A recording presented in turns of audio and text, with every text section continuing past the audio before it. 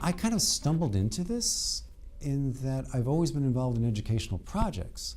You know, whether it was,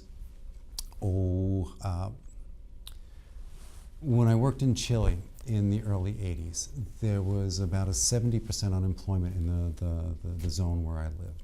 And so we worked in educational projects for how you can be employed in a situation of extreme economic violence. You know, how do you be an entrepreneur when there's no thing to do, when you can't do that? How do you create business for yourself?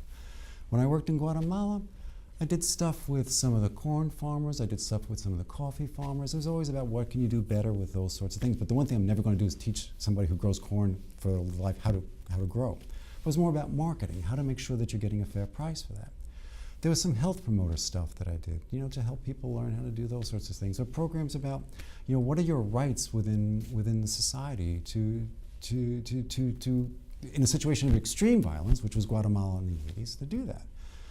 Then I stumbled into Connecticut, and I did re-employment programs for displaced white-collar workers. That was in the early 90s when Aetna was leaving. I mean, it was not leaving them, but they were laying off thousands of people. There was this company called SNEP that was laying off thousands of people. The Hartford Travelers, they were all laying off. And so what do you do with people who had been part of that, what I said earlier about the skill set? They had played the game, and suddenly they no longer had a job within that. So part of my job was to work with those folks so they could reimagine themselves in the new economic frontier.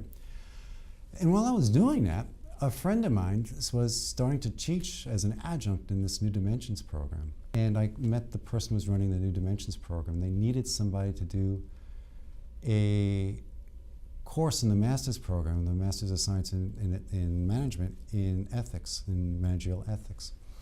And I kind of have some of a background in that. I never would have imagined being here, but it's really a continuation of what I've been doing for the last 40 years, which is working with people to see their lives in a slightly different way so that the choices they make may lead them to a different form of life or to a better way of living. But what I can do is I can ask questions. The point that I see for this is not having people walk out of a room saying, my God, he's smart. Because I have siblings, I know I'm not. The point is that when they walk out of the room and they've come through maybe not the best K through 12 experience, or especially with our evening students who may not have ever been afforded a chance to be told that they can actually do stuff, when they suddenly see themselves in a new light. And so when you watch somebody suddenly articulating an argument that they may have thought about, but they thought their opinion was never worth hearing, when they suddenly see that their articulation of that is valid and is worth hearing, hey, life is good, you know? And so you just hear stuff. And then like on graduation day, the best part of graduation is afterwards where you meet the families. If it's the evening students, meeting their children. If it's the day students, meeting their parents and commiserating with them about what it must have been like to raise those people.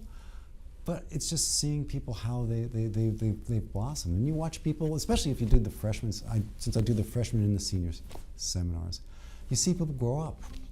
That's kind of fun.